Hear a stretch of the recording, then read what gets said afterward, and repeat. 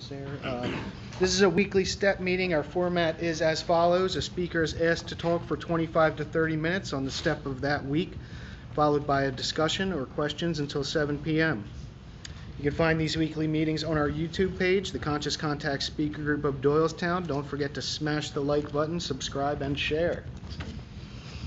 That brings us to the speaker portion of the meeting on this day, which is May 15th in Doylestown, PA, at the Monday night 6 p.m. Stay Alive Literature and Step Group at St. Paul's Lutheran Church. Tonight's speaker is Joe, and Joe is going to be sharing his experience on step number 3. Please help me welcome Joe. Hi everybody, I'm an alcoholic named Joe. Hey Joe. And I guess the way I get this is I'm supposed to tell kind of my story along with how step 3 fits in. So, it's hard for me sometimes because my story is really varied in some stages, you know. Like I had long-term sobriety and I lost it and it almost killed me. And now I have sobriety again, you know, and the last 10 years has been craziness. Is all I could possibly tell you. God's will for me is to sit up here and to tell you that I hope you find the God that I have. Because the God that I have is incredible.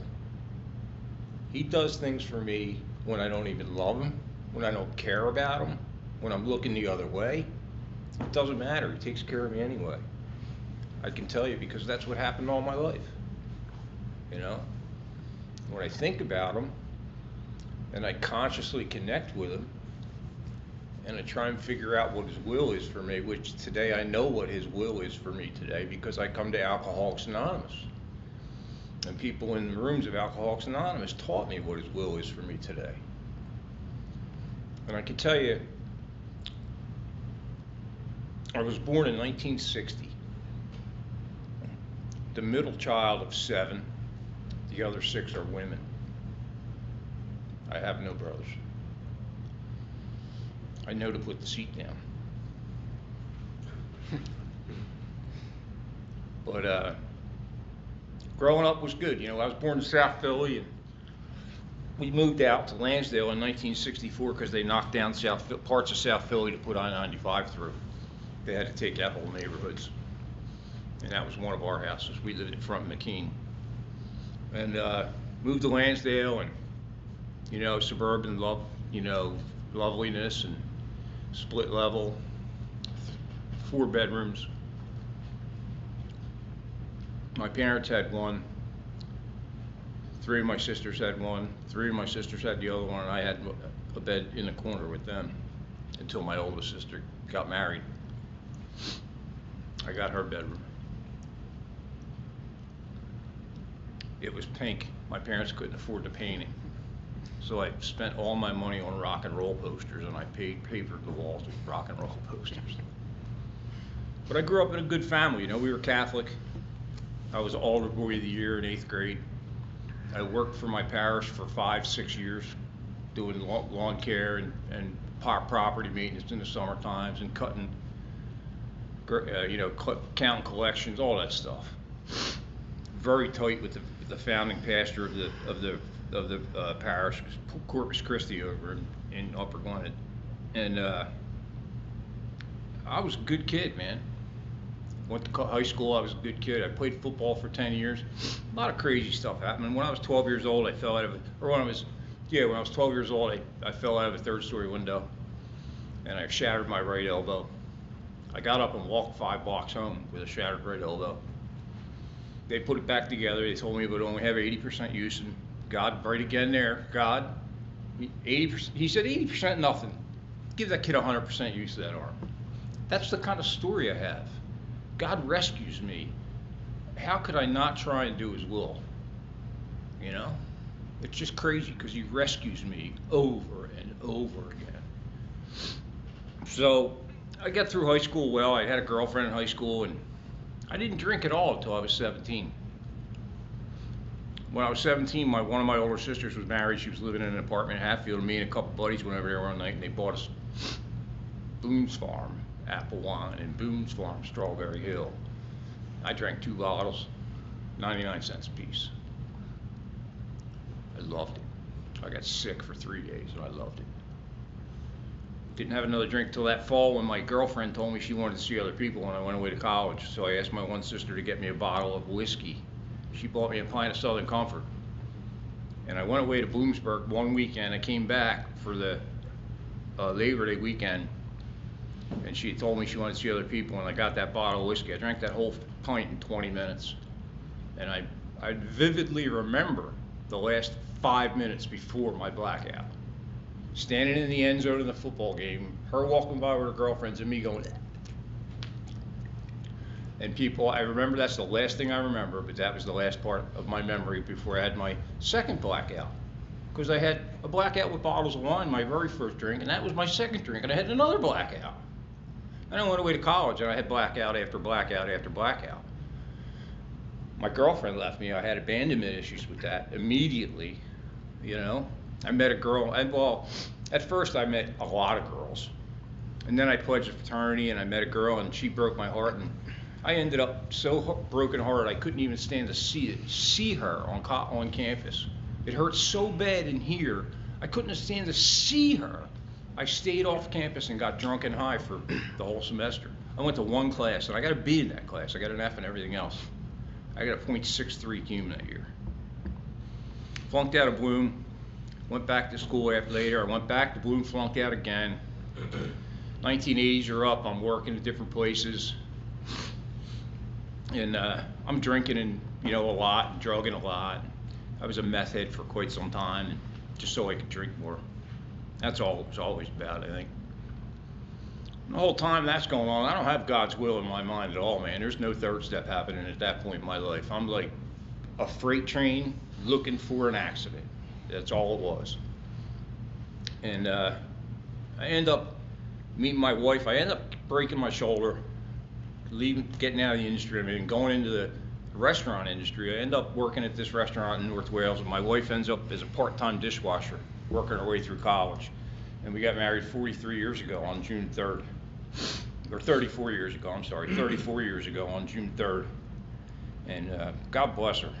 I hate her. I love her, but I hate her. It's a love-hate relationship for sure, you know. And it's hard, you know. She's the responsible one, and I'm the dreamer, you know. And it's just hard, but you work it out. So anyway, end of the 90s, I'm working at this restaurant. I'm drinking a fifth of tequila a day. We get married in 89.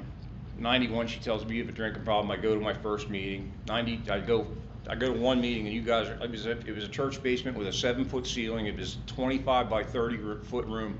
Everybody smoked a pack of cigarettes in an hour. I don't smoke, never have.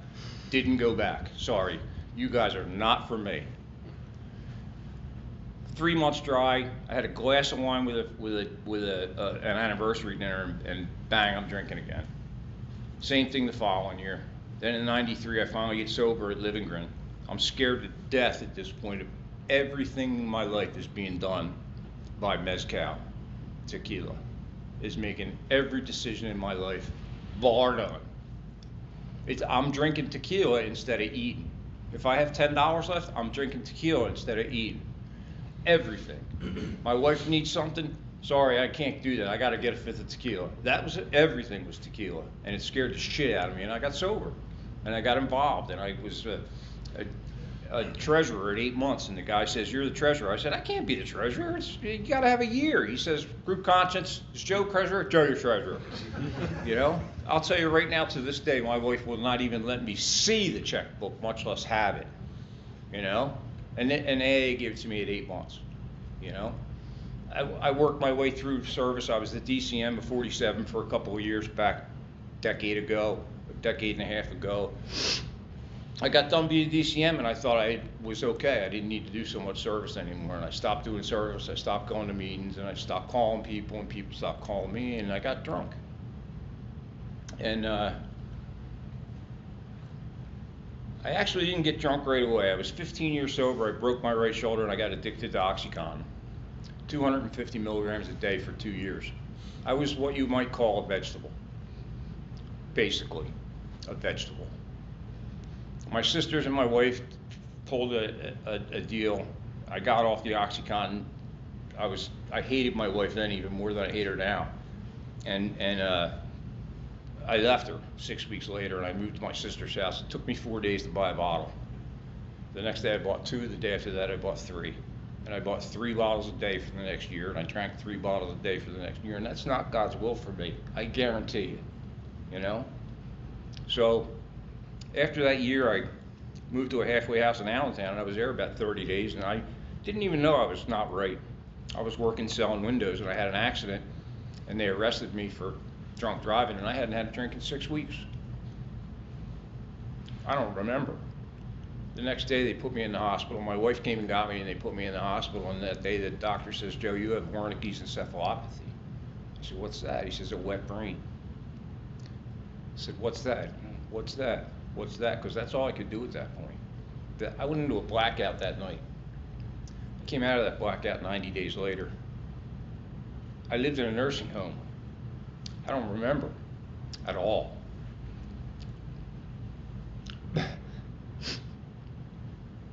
Sunday, my wife and I are driving down Bethlehem Pike, and I said, I pointed to this nursing home that I thought I lived in. I said, I keep thinking I should go in there and make amends to people because I was not nice. I was told, I don't remember. She says, "Why?" She said, "You didn't live there." Shit, for 10 years now, I didn't even know what fucking nursing home I lived in, excuse my language. I don't even know what nursing home I lived in. That's how bad I was, I came out of the Pottstown Hospital, and then they taught me how to get out of a chair because I couldn't get out of a chair. I couldn't dress myself. I couldn't feed myself. I couldn't wash myself. When I could finally walk on a cane, I walked to the state store and I bought a 5th of tequila. 1. I stopped for 2 weeks. Then I went back and I bought 4 days in a row. I bought a bottle. And after that, I went to Thursday night meeting up on the bridge in Percy, Jerusalem meeting. I haven't had a drink since then. It's been 4 months, 4 years and 4 months. And God's will for me today is very simple. It's to tell people how much He's done for me, and that I pray that they get the God that I got, because the God I got is unbelievable, And I used to think when I first got sober,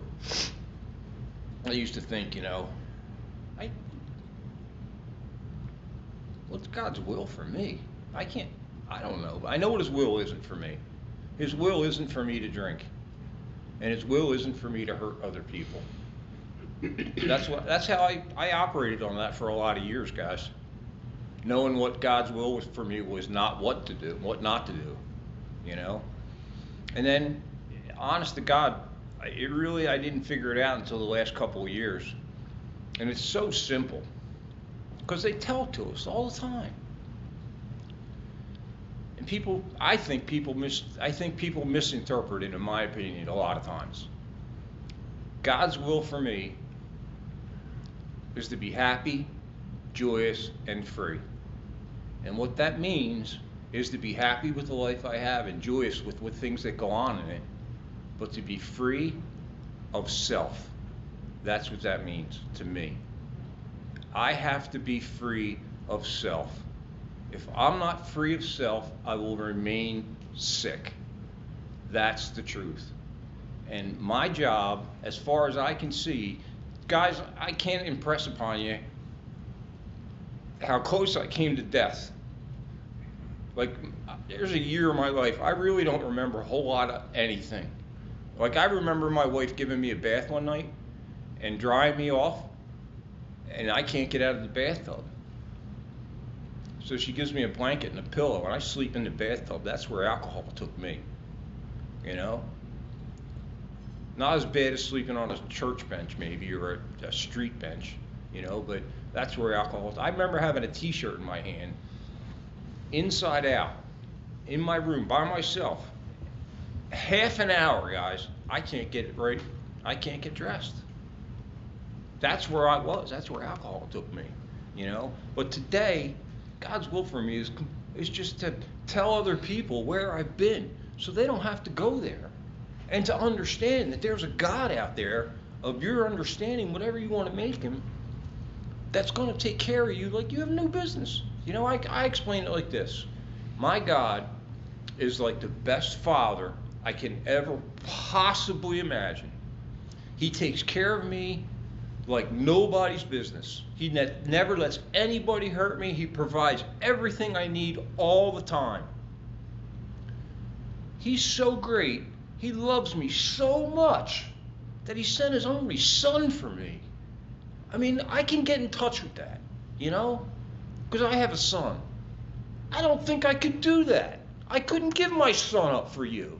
And that's what my God did. For me. Not for you even. He did it for me. You know? And I get it. Because I've been at the gates of hell. You know? And the last day and a half hasn't been real nice to me, you know? I got a lot of shit going on at home. I had back surgery 10 weeks ago. They fused my spine and put a scaffolding in my neck. And 10 weeks ago, that I had a car accident last night. I hit somebody. Not real bad, but bad enough to mess me up and $4,000 in my truck. But that isn't the bad part about it. I go home and I get beat up about it, you know. My wife and my son both beat me up about it. And I have a hard time with it, you know. It's really, you know, and I think, you know, in this situation, I turn my life and my will over to the care of God as I understand Him. So I called my sponsor this morning. I said, you know, I had an accident. He called, talked, we texted back and forth, and I went to a new meeting. And I didn't want to go to a new meeting. I'll be honest with you. I really didn't want to go. I wanted to go fishing. I didn't go there either. I had to get an estimate on my truck, you know. So I thought I could fudge it, you know, and I said to my sponsor, I said, I'll meet you down there. I'm going to go get an estimate on my truck. And I figured that'll take an hour. I can miss that meeting. Well, they got done in like 10 minutes, you know. So I make the meeting right down in Lansdale, and a couple of guys that were here were there, you know, and I go in and it's a step meeting, and then this freaking chairperson says it's step 3, and I'm like, you son of a bitch. Sorry, I'm not supposed to cuss, Ron. Sorry. But, you know, because today my will is not my, you know, I'm thinking today, man, I'm running on self-will, man. My wife's just totally disabusing me, and the whole bit, just everything involved. The fact that I had an accident back in November. I lost my spleen, you know, and I have another accident, and it just, man, I'm just like a hot mess, you know. And I'm going to this meeting today, and it's step 3, and I'm like, oh man, I hate you. I just hate you. Because I got to look at step 3, and I got to look at the stuff and look at what it says, you know. And that guy Ron you were saying was talking, and he said this, and this is my favorite line, or the favorite couple of lines in the whole big book, bar none, because this describes my God. This describes him. When we sincerely took such a position, all sorts of remarkable things followed. We had a new employer, being all powerful. He provided what we needed if we kept close to him and performed his work well.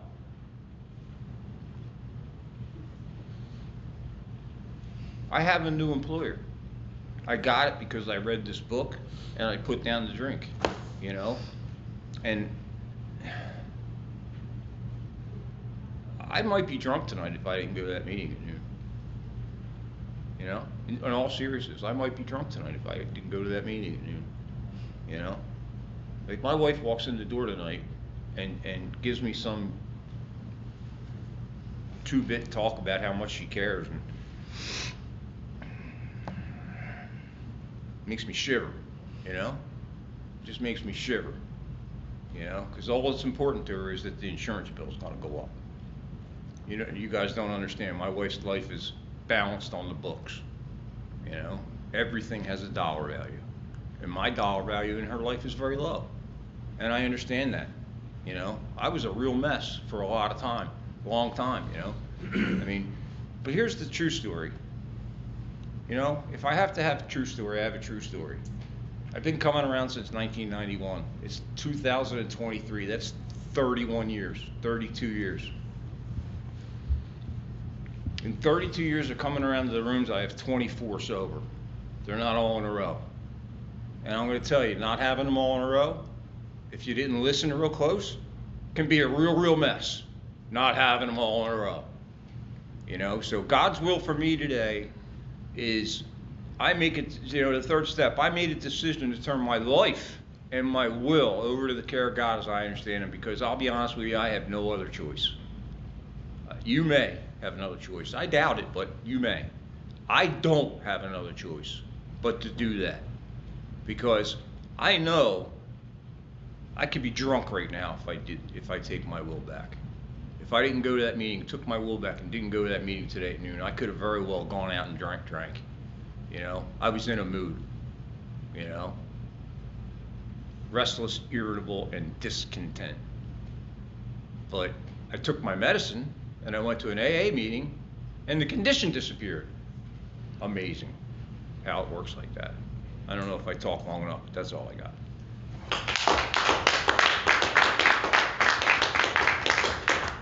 Thank you very much, Joe. Okay, we'll open up the meeting to sharing. Please limit your sharing to 3 minutes. Please keep your shares related to the step we discussed. If you feel like drinking or if you had a drink today, please speak to me after the meeting. We ask that you please refrain from the use of profanity, as we are on a church and on a spiritual journey. And with that, I will open up the meeting to you guys if anybody wants to share.